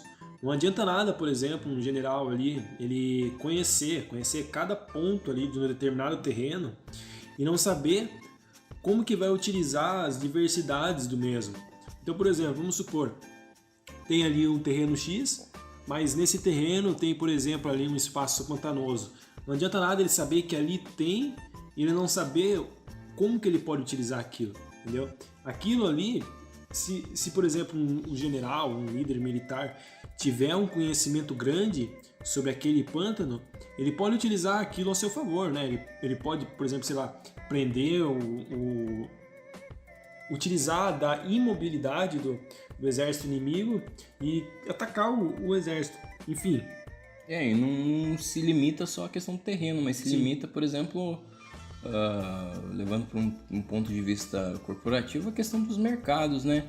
Saber, por exemplo, em um determinado local onde existe mais público masculino, você entender como você pode utilizar esse recurso, entender como você pode trabalhar, como você pode ter mais vantagem, ou em um lugar onde tenha mais clientes femininos, potenciais clientes mais femininas, você poder pensar dessa forma e utilizar as coisas que estão à sua volta como forma de oportunidade para você, ser adaptável a essas questões da oportunidade. Não adianta só você ter ali, digamos que o conhecimento teórico, mas não ter ali o conhecimento prático. Claro, o teórico conta muito, mas sem dúvida nenhuma você vai aprender muito mais com o prático, né? Muitas pessoas aí aprendem, lógico, às vezes quebram a cara, isso aí é inevitável. Mas, querendo ou não, elas aprendem, às vezes, até muito mais conhecimento do que uma pessoa que pode se gabar de ter ali uma amplitude muito grande ali de conhecimento teórico. Mas o que adianta conhecimento teórico sem ação, sem prática? Sim. E também, indo nessa mesma linha desse capítulo, tem a questão... É uma questão mais psicológica, uma questão mais psicológica e emocional, que você pode se submeter e submeter as pessoas que você está junto, a sua equipe, seus liderados, enfim, seus amigos, que é a questão de quando se a gente passou por um momento de crise, um momento de perigo, um momento onde você estava aflito, com as coisas dando tudo errado, e você sendo derrotado, por exemplo, numa competição de basquete, você sente aquele sentimento de derrota, de perigo de perder no final de uma partida, e você sente que aquilo pode ser algo que possa acontecer de verdade, que está quase acontecendo, você lembra daquela sensação, daquele sentimento depois da derrota e tudo mais, e você consegue lembrar dessa sensação e sentir essa sensação em tempos de paz, você consegue fazer com que o seu corpo e a sua mente, suas emoções trabalhem em favor do seu objetivo. Ou seja, se você perdeu aquele jogo de basquete e você lembrar daquela sensação, daquela coisa horrível que foi, no próximo jogo você vai se sentir mais motivado, você vai estar mais direcionado emocionalmente, psicologicamente, a dar o máximo de si para que você não entre naquela mesma sensação de droga, que é se sentir derrotado, se sentir para baixo, se sentir triste com aquilo, ou se sentir em pânico com a possibilidade de perder, aquela ansiedade de perder. Então, tendo passado por isso, você lembrar disso, por exemplo, no começo do próximo jogo, você se sente mais motivado e melhor direcionado para conquistar aquilo que você deseja. Aquela derrota ali, né, ela não só tirou algo de você, você não só perdeu, mas como você também ganhou algo com ela, assim, você ganhou combustível, você ganhou experiência, né? Então, exato, você vai entrar ali uma pessoa ou uma equipe, né, falando num coletivo totalmente diferente do que na primeira tentativa. Sim, tem a questão também da experiência, porque você entende como as coisas funcionam, você vai ter ali mais experiência, né? Um faixa branca, um faixa preta, a única diferença é a experiência. O faixa branca não tem quase nada de experiência, já o faixa preta ele tem muita experiência, porque já são anos e anos vivenciando a realidade, por exemplo, de uma arte marcial, entendeu? Agora o faixa branca não, ele está começando agora. E também nessa questão de lembrar, essa questão mais psicológica, emocional, tem uma questão de mentalidade bastante interessante, que é mais ou menos assim, que os bons generais, eles são diferentes, eles comprometem-se até a morte, porém eles não se aferram à esperança de sobreviver. Eles atuam de acordo com o que vai acontecendo, com os acontecimentos que vão acontecendo ali, de forma neutra. Se eu perdi um braço na guerra, eu perdi um braço. Eu vou ficar me lamentando por isso? Não vou ficar me lamentando por isso. Vou ficar feliz com isso porque eu sou forte, estou sem um braço e continuo a lutar? Não necessariamente. Eu perdi um braço, mas eu vou continuar ali de forma neutra, buscando meu objetivo de vencer a batalha. Obviamente é um exemplo hipotético, né? Mas enxergar as coisas como elas realmente devem ser, de forma racional e realista, ajuda muito a sair do nosso imaginário, desse nosso imaginário tanto psicológico, muitas vezes a gente entra numas neuras malucas, tanto psicológicas quanto emocionais. Então enxergar as coisas de maneira racional e realista é um insight bastante legal para você utilizar como mentalidade, para te ajudar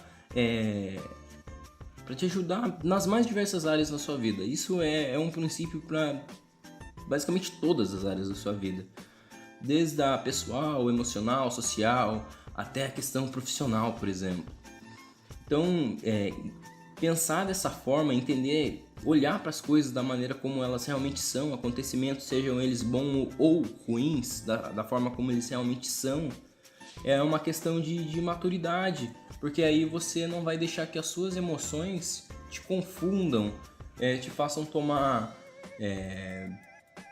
te façam agir de forma impensada. Você tentar tirar algo positivo, né, de algum acontecimento é algo extremamente importante também, né, porque aí você vai evitar com que você se abale, né, mas você também tem que ser realista, né, com a situação, né, se você errou, se aquela derrota ou se aquela falha foi, né, algo que seja culpa sua, né, o que você vai fazer? Você vai tentar encontrar ali o que motivou, vai tentar consertar aquilo e vai sair mais fortalecido para a próxima.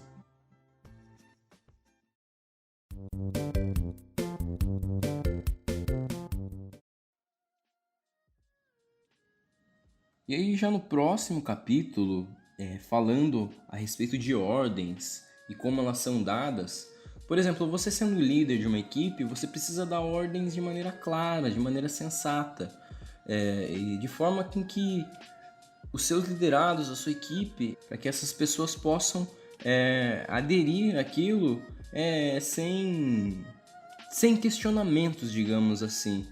Porque pensa assim comigo, se a ordem vem de maneira clara, sensata, putz, é pro nosso bem, a gente tá fazendo aqui essa determinada ação, mas é pro bem de todos, é pro bem comum, é pro meu bem, é pro bem da minha equipe.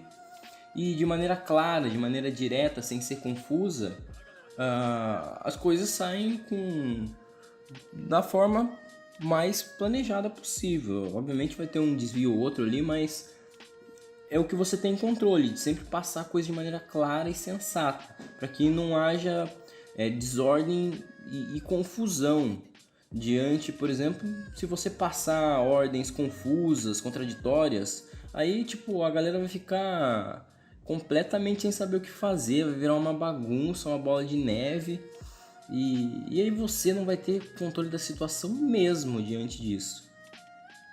O livro descreve também que ficar de olhos abertos e prestar atenção nos detalhes. Então, né, a gente deve estar sempre atento ali a qualquer movimento ali, né? Qualquer movimento ali pode descrever uma determinada ação.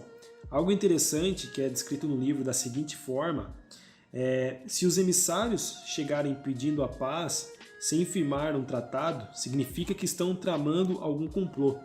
Ou seja, desconfie, como eu disse, de qualquer movimento. Boa. Essa ideia, né, de eles chegarem ali tentando firmar um tratado de paz, significa que eles vão tentar trabalhar ali, digamos ali, com a sua expectativa, né? Você estaria preparado, digamos que para um combate. Aí, por exemplo, o seu adversário chega ali e fala: vamos tentar trabalhar ali num tratado de paz, né? Vamos ali fazer ali na nossa amizade. Vamos fazer uma amizade ali, sim, só que com a faquinha na costa. Conversar ali faquinha, de boa. A faquinha na mão, só esperando o momento certo de tacar na sua costa. Conversar ali tranquilinho. E aí o que eles vão fazer? O que vai acontecer? Você vai abaixar a guarda e, como o Henrique disse ali, a faquinha na costa, ela vai estar ali e você vai acabar se ferindo, entendeu? Então é isso que eles vão fazer. Eles vão ali trabalhar de uma forma para que você abaixe a guarda, entende? Exatamente. Então essa questão de desconfiar, de sempre... até porque são oponentes, né? A gente precisa ter esse olhar mais crítico, mais cético. Porque, pediu a paz, legal, bacana, mas é sempre bom ficar de olho aberto, né? Porque, assim como o Guilherme disse, são nos detalhes que muitas vezes a derrota pode vir. Claro, isso no livro ele é colocado em uma situação de guerra, né? Então, numa situação de guerra, qualquer erro pode ocasionar a sua morte. Em uma corporação, por exemplo, em uma empresa, qualquer erro ele pode ocasionar perda de dinheiro. Agora, por exemplo, na sua vida pessoal, um erro ou às vezes um plano mal feito, ele pode ocasionar ali, por exemplo, numa falha, entendeu? Prejuízo. Você acaba, sim, prejuízo, e você acabar ficando triste e se colocar em situações aí bem complicadas. Também é um bom exemplo. Na paz, prepare-se para a guerra. E na guerra, prepare-se para a paz. Essa é a frase do Sun Tzu, tá? O capítulo 9, ele descreve como que deve ser a personalidade de um líder, né? Contextualizando ali na ideia do livro, como que deve ser a personalidade de um general. Então, os generais ali, né, de acordo com o livro, eles devem ter uma boa autoridade. E eles não podem, né, digamos, deixar essa autoridade em questão para os seus soldados, para os seus liderados. Quando isso acontece, as ordens, né, o que o general ordena se torna algo meio que, digamos, vazio, sem sentido, né, quando não tem ali aquela figura de liderança. E também é preciso classificar o nível e o tipo, a classe dos soldados. Então é preciso você construir uma hierarquia, é preciso você construir aquela ideia, sabe, de eu sou subordinado a tal pessoa, porém eu comando tal. Uma sociedade hierarquizada, ela com certeza é uma sociedade em que ela tem muito mais chance, digamos assim, de progresso. Porque imagine você aí numa sociedade em que, por exemplo, ninguém tem o controle de ninguém, por exemplo, obedece ninguém, sabe? ou às vezes, por exemplo, não tem uma lei ali para trabalhar, digamos que como um teto na sociedade. Isso é algo que sem dúvida nenhuma prejudicaria o andar das coisas, entende? Então, essa ideia de hierarquia, ela é sem dúvida nenhuma, né, colocando aqui nos dias atuais, ela é sem dúvida nenhuma importante, tanto na sua casa aí, né, caro telespecto ouvinte, como aí o grandioso amigo Henrique Tomás, ele insiste aí em colocar em todo o início do programa, né? Então imagine aí a sua casa sem, digamos que, uma hierarquia, né? Seria meio complicado, mas enfim. Seria uma anarquia completa. Filho xingando o pai, batendo no pai, a mãe arrebentando, enfim.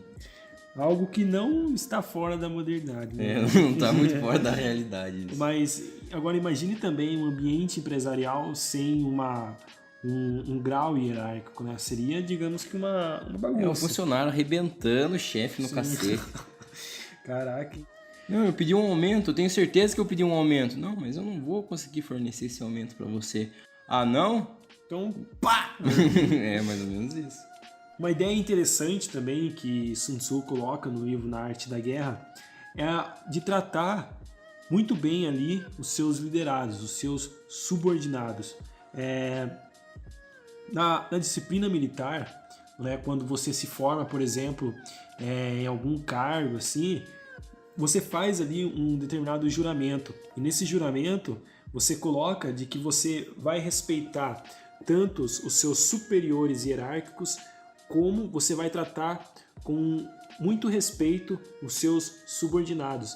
E isso, querendo ou não, é, sem dúvida nenhuma, um dos princípios da hierarquia. Né? A hierarquia não é só aquela ideia de você mandar... Só cima.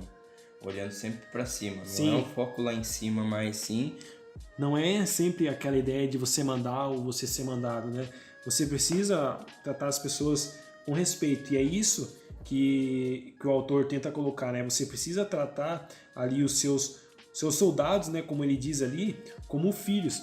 Porque aí, né, esses filhos, eles vão te enxergar como um líder e vão te respeitar, né? Eles vão te seguir pelo exemplo. Isso, vão seguir você e vão fazer as coisas por você porque eles gostam de você. Assim como a gente falou muito sobre isso no episódio Monge Executivo, sobre liderança. E essa questão de ser mais humano com os seres humanos e os mesmos eles vão acabar aderindo a você pelo que você é, por como você trata eles. E eu, né, eu particularmente, né, sou um fã aí do militarismo e, né, só citar aqui uma ideia aqui, uma frase muito importante nessa questão de hierarquia e liderar pelo respeito, né, pela uma figura de liderança. Em uma escola aí militar do Brasil, não sei se eu posso falar o nome, mas enfim, vamos evitar de falar o nome. Não vai falar o nome porque não tá pagando nada. Mas enfim, em uma escola militar aí do Brasil, tem a seguinte frase estampada no portão: Sargento, lidere pelo exemplo. Essa frase é uma frase bastante forte e que resume tudo aqui, o que eu disse, né? Você tem que liderar pelo exemplo e, com certeza, pelo respeito. Exato. Nossa, você deu uma filosofada legal aqui. Sapateou, sambou em cima da filosofia aqui agora. Mas muito boa mesmo, muito boa colocação. Questão de controlar. Controlar. A palavra controlar já não é tão legal quando se fala de ser humano. Você não controla uma outra pessoa, de fato. Parece algo muito mais negativo você falar isso. Sim. Agora, quando você fala, eu vou influenciar, tem a questão de ver mais com o olho da liderança, porque é aquela velha diferença entre autoridade e poder. Quando você tem autoridade, as pessoas elas trabalham junto com você, servem junto a você, porque elas gostam do que você é, do que você representa. Agora o poder não, vem lá um sargentão lá, bigodão, manda você fazer e você tem que fazer, porque ele manda, é uma ordem, mas você não se identifica com ele, você não faz aquilo lá de forma prazerosa. Em uma guerra, é bem provável que você deixe ele pra trás, tipo, se estiver sendo atacado, e não esteja nem aí, a consciência esteja limpa lá. Do que, por exemplo, eu estar numa guerra com um líder que me influencia bastante e que ele é muito importante, especial pra mim, eu sou capaz de dar vida por ele, entendeu? Colocando no exemplo mais ilustrativo, assim. E partindo para o capítulo 10, é bastante interessante também a questão que fala de queimar pontes. O que seria queimar pontes? Queimar pontes vem da história lá que um general foi para uma guerra, só que para chegar nesse local da guerra precisava atravessar uma ponte entre duas montanhas e a guerra estava acontecendo do outro lado da montanha. E aí o que aconteceu? O general passou todos os seus soldados pela ponte e acabou colocando fogo nessa ponte. E essa ponte se destruiu, obviamente. E os soldados eles não tinham como voltar mais, eles não tinham como fugir da luta. Eles tinham que lutar para sobreviver ou morrer. E como eles não queriam morrer, a única opção era lutar com o máximo de si. E essa questão de queimar pontes é basicamente isso. É quando você toma uma decisão que você não pode mais voltar atrás. E por conta que você não pode mais voltar atrás, é 8 ou 80. Ou você vai ou você fica. No caso dos soldados ou eu lutava e vencia tudo, ou eu acabava morrendo na guerra, entendeu? Porque para voltar para casa eles precisavam, depois de ter queimado a ponte, eles iam precisar encontrar algum outro meio de voltar embora. E não ia dar mais para voltar para aquela ponte porque aquilo lá já estava queimado. Então eles tinham que sobreviver aquilo, era uma questão de sobrevivência, para depois, e só depois, encontrar uma forma de voltar embora. Ou seja, eles davam o máximo de si, absolutamente o máximo de si, para poder concluir com aquele objetivo. E nessa questão, por exemplo, a gente pode citar um exemplo de uma pessoa que larga o seu emprego para empreender, por exemplo. Ele tá ali queimando uma ponte, por quê? Porque pedindo a demissão do trabalho dele, ele não pode voltar atrás mais. Ele não pode... Poder pode, mas se vão readmitir ele é outra história. Mas um cara vai lá, pede demissão do seu trabalho e vai abrir uma empresa. Ali, ele tá colocando ele tá apostando tudo naquilo lá, entendeu? Ele tá colocando aquela questão do 880, ou vai ou eu vou fracassar aqui e vou ter muito prejuízo. Ou vai ou racha. Ou vai ou racha. E daí ele vai dar o máximo dele para poder fazer com que essa ideia aconteça, esse plano, esse sonho dessa empresa surja e se torne concreto. Porque ele está num risco absolutamente de morte ali, porque ele tem uma família, ele tem uma filha nova. Então, ele optando por sair do trabalho dele para empreender, ele precisa fazer isso dar certo de qualquer jeito. Ele vai se sentir motivado, porque se não der certo, ele vai morar embaixo da ponte, sei lá. Utilizando um exemplo esdrúxulo assim, mas é mais para ilustrar mesmo. É meio que um certo estímulo psicológico, emocional que você se auto-aplica quando você toma uma decisão que não é mais possível voltar atrás. E outra citação, eu só vou falar essa frase, só interprete como quiser.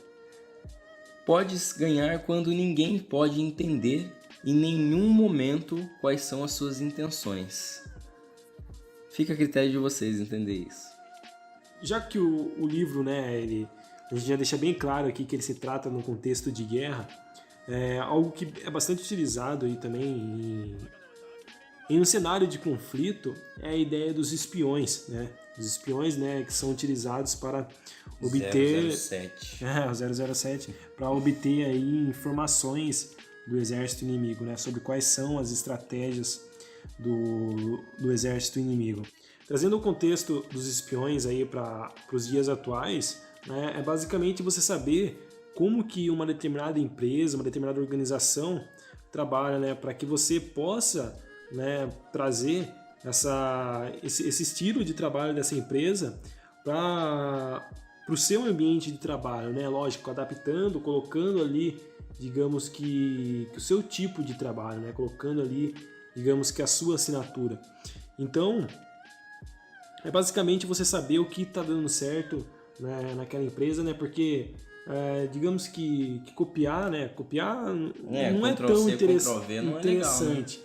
Mas é interessante você copiar as coisas que estão dando certo, entendeu? E fazer do seu próprio jeito. Sim, você fazer do seu próprio jeito e adaptar, porque se deu certo ali, a chance de dar certo contigo é grande também. Sim, exatamente. Não virar um cara Ctrl-C, Ctrl-V e sair fazendo isso à torto e à direita. Isso daí também não é legal. É 8 ou 80, cara. Isso aqui é uma falcatrua. A prefeitura de São Paulo tá de brincadeira, hein, ô Haddad? É 8 ou 80. Para candidato a prefeito, Henrique ninguém aguenta. Nossa.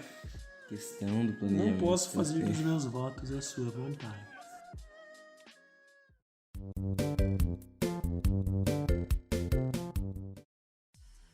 E seguindo pro final, meu caro amigo, a gente pode refletir o que a gente leva com esse livro, cheio de conhecimento, insight, ideia, coisas para que a gente possa reformular a nossa forma de enxergar certas coisas dentro dos conceitos que ele apresenta.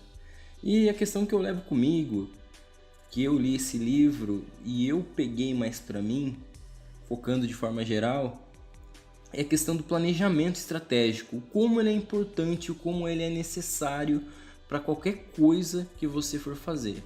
Você precisa pensar antes de agir, não agir para depois pensar, porque aí não vai ter eficácia nas suas ações, só se você utilizar como experiência, mas não vem ao caso agora. Então, pensar antes de agir, pensar no que pode acontecer, no que não pode, nas variáveis, enfim, pensar e estrategiar tudo isso. É muito importante. E tanto a questão do planejamento estratégico, mas também é importante o foco em obtenção e análise de informação para o próprio planejamento das ações que você vai tomar diante de X situações. Ou seja, obter informação de qualidade, informação exata, utilizando, como o Guilherme disse, espiões muitas vezes, utilizando pesquisas, olhando mais desse ponto de vista corporativo, olhando, por exemplo, fazer pesquisas, entender o que a outra empresa está fazendo, entender o que os seus concorrentes estão fazendo, entender de verdade e obter as informações que você necessita para que você entenda o contexto que você está inserido e quais são as condições desse contexto, sejam elas positivas ou negativas à sua situação. Então você precisa obter essa informação, analisar essa informação de forma bastante religiosa, digamos assim, bem metódica, bem minuciosa, para que você possa, assim e só assim, planejar algum tipo de ação, algum tipo de movimento diante das demais variadas situações. E você, meu caro amigo? Então, cara, esse livro, ele é um livro que deixa aí, digamos que um leque de interpretações. Uma pessoa pode ler tanto pensando ali em adquirir um aprendizado para colocar aquilo dali, né, na área administrativa, na área corporativa, ou, por exemplo, numa ONG, enfim, na sua vida pessoal, né? Ou numa guerra mesmo. Numa guerra mesmo, né? E foi que, por exemplo, né, grandes líderes aí fizeram, né? Que nem, por exemplo, o Napoleão, né? Bem, está certo isso ou não está certo guerrear? Obviamente não, né? Não, claro. Mas isso fica para outro episódio. Mas é claro, é fato que o conhecimento desse livro aqui foi utilizado por grandes líderes militares, né, ao longo daí da história. Né? Você aí que gosta aí da ideia, né, do militarismo, né, desse mundo aí, é um livro bastante interessante, né? Um livro que aborda bastante aborda, na verdade ele é puro, né? Estratégia pura, né? Tanto ali a ideia ali de, por exemplo, você não cercar, né? Você não deixar o seu inimigo cercado, porque quando o seu inimigo ele está cercado, ele vai lutar com todas as suas vontades, né? Para tentar sair ali daquele cerco, e a sua chance de derrota é maior. Mas então, ele é um livro extremamente importante e a gente aprende muito com esse livro, né? Desde, por exemplo, você planejar, você conhecer ali um ambiente em que você vai estar atuando, né? Quando você conhece aquele ambiente, quando você sabe o lugar em que você vai estar atuando, você sabe quais são as suas chances de vitória e as suas chances de derrota, né? E você também, com isso permite que você saiba quais serão, né, ali os meios que você tem que utilizar, né? Quais serão os recursos que você tem que utilizar. Então esse é um livro assim extremamente completo, né, cara? Desde do começo até o encerramento, né, de uma empreitada. Então ele vai te dizer ali como que você deve iniciar, como que você deve se manter e como que você deve finalizar aí essa, digamos que, né, essa aventura aí, entre aspas, né? Agir, né? Ele Sim. mostra pra gente como a gente deve agir nas diversas condições. Como você disse, uma empreitada nos traz, seja ela boa pra gente ou seja ela negativa. E esse livro é aquilo que eu sempre digo. É sem dúvida nenhuma um livro em que qualquer admirador de livros um dia ou outro deve ler. Sabe, é aquele livro que, assim, não é aquele livro que simplesmente passa, que você lê e tipo, tu não aprende nada. Não, esse livro é um conhecimento que tu vai levar para toda a tua vida. É claro, você lendo o livro apenas uma vez, detalhadamente você não vai, né, entender, tudo. você não vai absorver tudo, mas alguma coisa vai ficar em você que você aprende nesse livro, entende? Exato. E, Guilherme, parece que o nosso tempo aqui também já está se encerrando. E por essa razão, a gente falou muito desse livro. Esse livro é muito bom, cara, de verdade. O livro é muito genial em algumas partes. Trazendo a questão da neutralidade, muitas vezes. Trazendo a questão da neutralidade, pois ele apresenta ferramentas muito sutis, mas muito eficazes para vencer alguma coisa, entendeu? Então essa questão de vencer, da vitória, do planejamento, da estratégia é muito importante. Mas como eu disse também no começo do episódio, é como a faca que pode ser utilizada tanto para passar manteiga no pão quanto para um assassinato, depende de quem utiliza isso. Então a gente humildemente pede que você utilize isso pro bem das pessoas, não pro mal, que isso não vai ser legal, cara. Mais uma vez eu fiz uma rima, eu acho que eu vou transformar isso numa camiseta. É igual essa questão aí, né, da faca, né, só citando aqui um fato que me aconteceu recentemente. Recentemente aí eu fiz uma prova, né, e essa prova aí, a gente sabe que várias provas aí, elas contêm uma redação.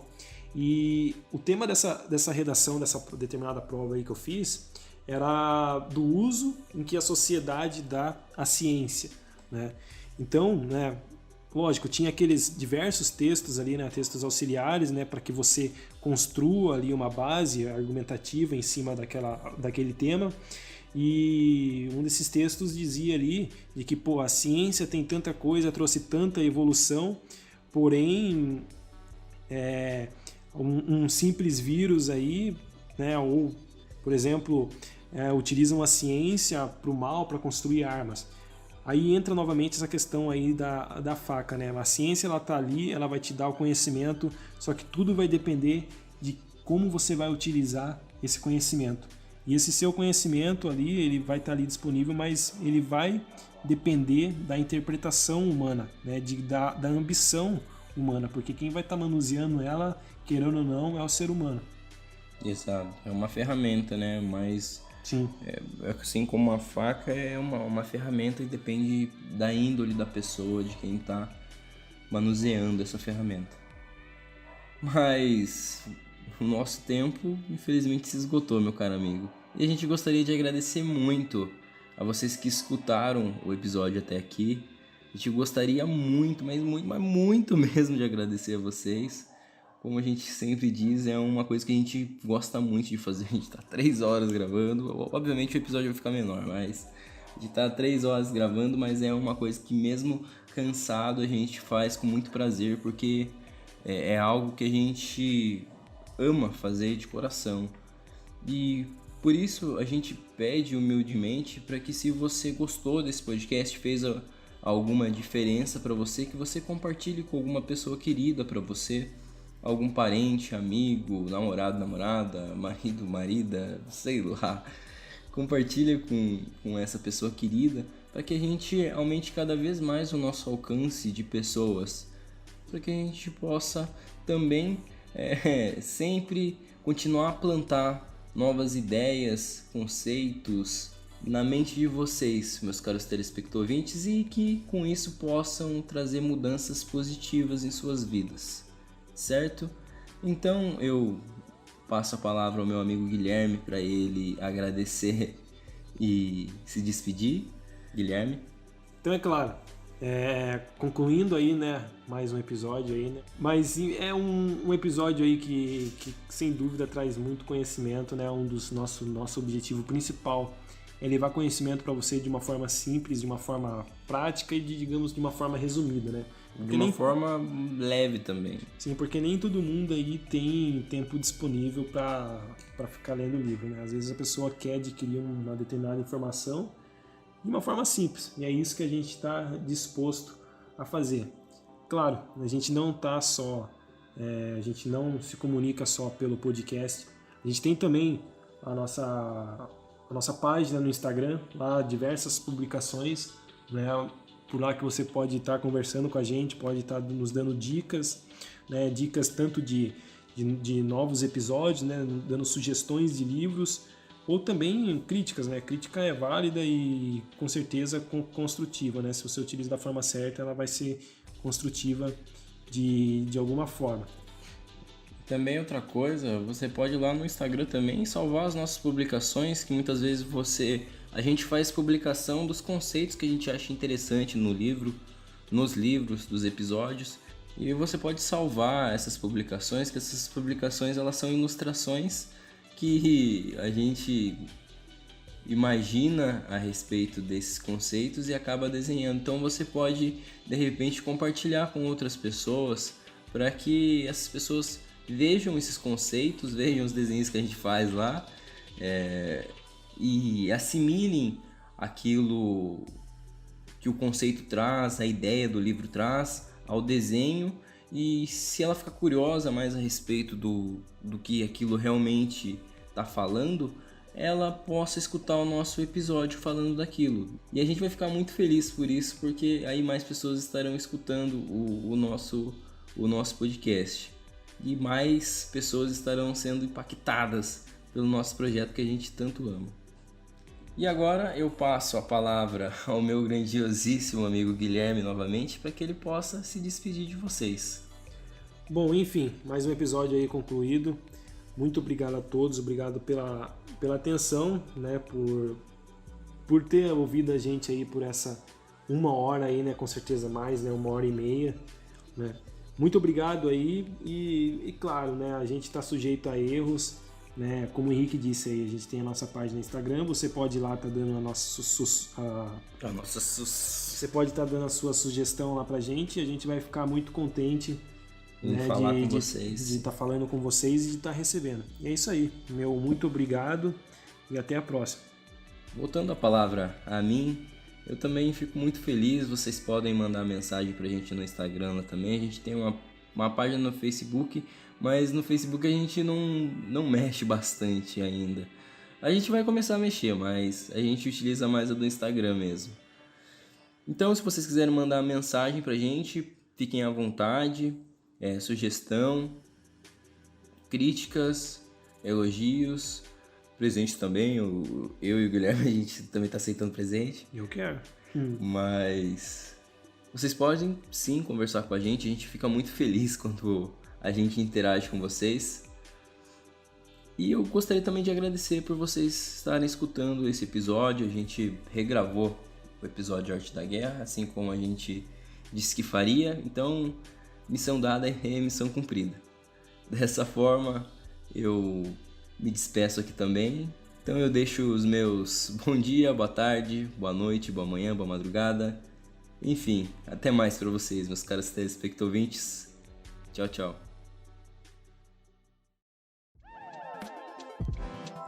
Livrando-cast. Livrando o quê?